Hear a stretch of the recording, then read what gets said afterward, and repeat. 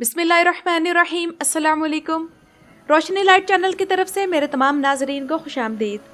नाजरीन इकराम, कुर्रतुल उस्मान के सीज़न 4 की पहली किस्त के ट्रेलर में हमने देखा है कि उस्मान बे के जंगजुओं की लड़ाई ग्लैडिएटर्स के साथ होगी।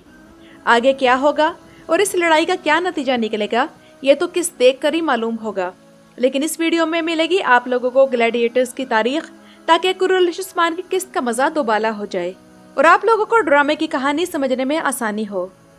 और आज की वीडियो में जानेंगे आप लोग ग्लैडिएटर्स के बारे में 11 ऐसे दिलचस्प और तारीखी हकायक जो शायद आप में से बहुत कम लोग जानते हैं। और ये तारीखी हकायक जानकर आप लोगों को ये भी मालूम हो जाएगा कि ग्लैडिएटर्स नामी फिल्म में कितना सच बोला गया है और कितना झूठ। नाज़रीन इकराम, कदीम रोमन एम्पायर की तहजीब का असर आज भी मगरबी ममालिक पर है। इस तहजीब में खूबियाँ भी होंगी, लेकिन एंटरटेनमेंट के लिए इंसानों की खूनी लड़ाई देखना उस दौर की तहजीब का हिस्सा था। और ये हकीकत आज के बहुत से लोगों के लिए खौफनाक है। और शायद रोमन एम्पायर के ज़वाल की एक बड़ी वजह इन बेगुनाहों का खून भी था जो एंटरटेनमेंट के नाम पर बहाया जाता था। और उस जमाने में ये दरिंदगी इस कदर आम थी कि ना तो इसके खिलाफ कोई आवाज़ उठती, बल्कि खुद इन लड़ाइयों में मरने वाले ग्लैडिएटर्स की कब्रों के कतबों पर भी इनका प्रोफेशन बिना किसी शर्म या अफसोस के फख्र के साथ लिखा जाता था। तो आइए पहले नंबर पर जानते हैं कि ग्लैडिएटर का मतलब क्या है। तो ग्लैडिएटर का लफ्ज़ लातीनी जुबान के लफ्ज़ ग्लैडिएटोरिस से निकला है और ये एक छोटी तलवार को कहा जाता था जिसे एरिना में इस्तेमाल किया जाता था। एरिना का मतलब है अखाड़ा, जहाँ ये ग्लैडिएटर्स लड़ा करते थे। वैसे तो ग्लैडिएटर जंगजू दूसरे हथियार भी इस्तेमाल करते थे, लेकिन इन तलवारों की मुनासबत से इनका नाम फिर यही मशहूर हो गया। नंबर 2, ग्लैडिएटर्स कौन थे? कदीम रोमन हिस्ट्री के मुताबिक सबसे पहले ग्लैडिएटर्स वो गुलाम थे जिन्हें सल्तनत के एक बड़े ओहदेदार के मरने के बाद इसके जनाजे पर इनकी मौत तक लड़ाया गया। इस रोमी ओहदेदार का नाम था जूनियस ब्रूटस और ये 246 कबले मसीह का दौर था। इस खूनी शो का एहतमाम इसके रिश्तेदारों की तरफ से इसके मौत के बाद इसके एजाज़ में किया गया। रोमियो का अकीदा था कि इंसानी खून इनके मरे हुओं की रूहों को गुनाहों से पाक कर देता है। इसलिए जूलियस सीजर ने अपने बाप और बेटी की मौत पर इनके एजाज़ में सैकड़ों ग्लैडिएटर्स को आपस में लड़वाया। और इस किस्म की लड़ाइयों को अवाम ने इतना पसंद किया कि फिर रूमी शहनशाह, शाही दरबारी और हुकूमती अफसरान बाकायदा रियासती दौलत से इसे एक खेल के तौर पर लोगों की हमायत हासिल करने के लिए ऐसी लड़ाइयों के मुकाबले मुनक्किद करवाने लगे। नंबर 3, ग्लैडिएटर्स तमाम रूमी सल्तनत में किस तरह मशहूर हुए? तो नाज़रीन इकराम, ग्लैडिएटर्स की ये लड़ाई रूमी लोगों को इतनी पसंद आई कि जनाजों के बाद अमीर लोगों की तरफ से अपनी ताकत और असर और रसूख दिखाने के लिए ऐसे खूनी शो करवाए जाने लगे। पोम्पाई के शहर के घरों की दीवारों पर बाकायदा ऐसे मुकाबलों की मशहूरी के लिए हाथ से पेंट किए गए पोस्टर्स मिले हैं। जितने ज़्यादा ग्लैडिएटर्स मुकाबले में मौजूद होते, उस शो को उतने ही स्पॉन्सर मिलते और वो उतना ही ज़्यादा कामयाब होता। नंबर 4, क्या ग्लैडिएटर्स हमेशा गुलाम ही हुआ करते थे? तो नाज़रीन इकराम, अक्सर ग्लैडिएटर्स गुलाम होते थे जिनकी ट्रेनिंग के लिए शाही कोच रखे जाते और इन्हें ज़बरदस्त किस्म की खुराक दी जाती और इनका बेहतरीन मेडिकल चेकअप भी करवाया जाता था। लेकिन कुछ ऐसे रूमी शहनशाह भी गुजरे हैं जो तवाइफों या सज़ा याफ्ता मुजरिमों को एरिना में लड़वाया करते। और कुछ ग्लैडिएटर्स ऐसे भी थे जो गुलाम तो ना होते लेकिन अपनी मर्जी से लड़ते। अब इसकी वजह इन पर भारी कर्जा हो सकता है या फिर इनाम में मिलने वाली रकम का लालच।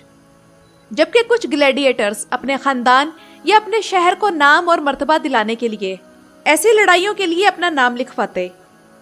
तो इसलिए हमें हॉलीवुड मूवीज में अक्सर दिखाया जाता है कि ग्लैडिएटर्स को जंजीरों में जकड़ कर लाया जाता था, तो ऐसा नहीं है। कुछ ग्लैडिएटर्स साबका फौजी भी थे जो लड़ने में महारत रखते थे। इसके अलावा अपनी ज़िंदगी से मायूस लोग, नाइट्स या फिर हुकूमती दरबारी भी होते थे जो कि अपनी जंगजुआना सलाहियतों का मुजाहरा करना चाहते थे। नंबर 5, क्या औरतें भी ग्लैडिएटर्स हुआ करती थी? तो नाज़रीन इकराम, औरतें आम हालात में ग्लैडिएटर्स के तौर पर लड़ा नहीं करती थी, लेकिन 2 ईस्वी के दौर की एक संगे मरमर की सिल मिली है जिस पर 2 औरतों की तस्वीर मुनक्कश हैं। इनमें से एक औरत का नाम अमेज़न और दूसरी का नाम अकीलिया था और ये दोनों ग्लैडिएटर्स थीं।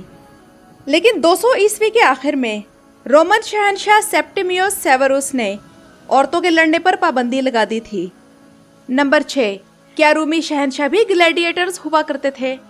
तो नाजरीन कराम, आम तौर पर तो रूमी शहनशाह ग्लैडिएटर्स के मुकाबलों की मेज़बानी रियाया का दिल जीतने के लिए किया करते थे, लेकिन कुछ रूमी शहनशाहों ने अवाम में मकबूलियत हासिल करने के लिए इन लड़ाइयों में हिस्सा भी लिया। इन शहनशाहों में कैलिगुला, टाइटस और हेड्रियन काबिल जिक्र हैं। लेकिन ये शहनशाह जब लड़ने के लिए एरेना में जाते तो इनकी तलवारों के ब्लेड तेज ना होते थे, और इसके अलावा शहनशाह की सेफ्टी का भी पूरा बंदोबस्त किया जाता था। ऐसे ही एक रोमन शहनशाह कोमोडस ने एक ना तजर्बाकार ग्लैडिएटर से जीतने के बाद खुद को ही 1 मिलियन रूमी सिक्कों का इनाम दिया। नंबर 7, क्या ग्लैडिएटर्स को मौत तक लड़वाया जाता था? तो नाज़रीन इकराम, ऐसा नहीं है। एक ग्लैडिएटर की खुराक, ट्रेनिंग, रिहाइश, लिबास और दूसरी ज़रूरियात पर काफ़ी खर्चा आता था, तो इसलिए इनके शाही ट्रेनर इन्हें मारने के बजाय ज़ख्मी करने की ट्रेनिंग ज़्यादा दिया करते थे। और ग्लैडिएटर्स की भी कोशिश होती कि सामने वाला इनके हाथों कत्ल होने से बचे। लेकिन इसके बावजूद अगर कोई ग्लैडिएटर मुकाबले में मर जाता तो इस मरने वाले के बदले इसका ट्रेनर स्पॉन्सर से जिंदा बच जाने वाले ग्लैडिएटर की कीमत से 100 गुना ज़्यादा तक भी वसूल कर सकता था। इसलिए इनके स्पॉन्सर्स को ऐसी खूनी लड़ाइयाँ बहुत महंगी पड़ती थी। लेकिन ऑडियंस की तरफ से चूंकि ऐसा अक्सर ही मुतालबा होता, तो इनमें से जो अपने ग्लैडिएटर को मारने की इजाज़त देता तो इसे बड़ी सखावत का मुजाहरा समझा जाता था। लेकिन अगर कोई ग्लैडिएटर शदीद ज़ख्मी हो जाता या हथियार डाल देता तो इसकी किस्मत का फैसला हजूम पर छोड़ दिया जाता था।